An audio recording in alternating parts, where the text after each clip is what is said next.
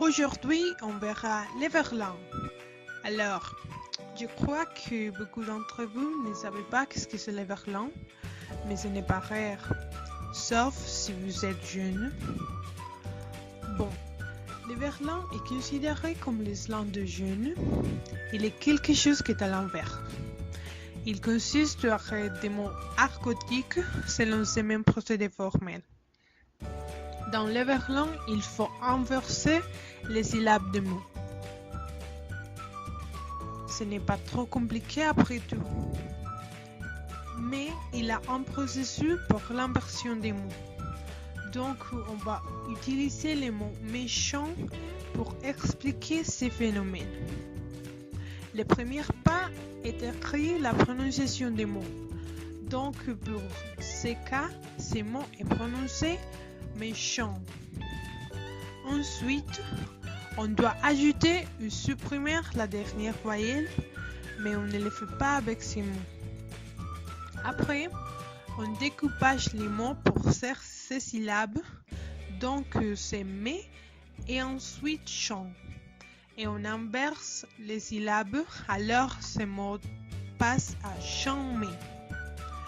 L'autre pas est quand on ajoute ou supprime la dernière syllabe, mais on non plus le fait avec ces mots. Et finalement, on a le mot en verlan, qui est chanter.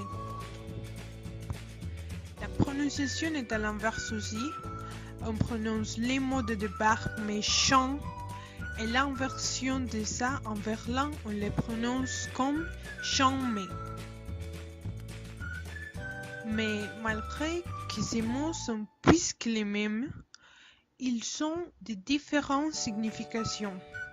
Dans un côté, méchant signifie quelque chose qui est odieux, agressif, pervers et mauvais.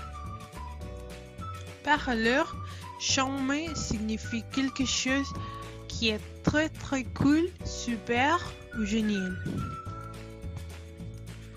Comme les deux mots sont adjectifs, on les utilise pour donner une qualité à personne, chose et événement.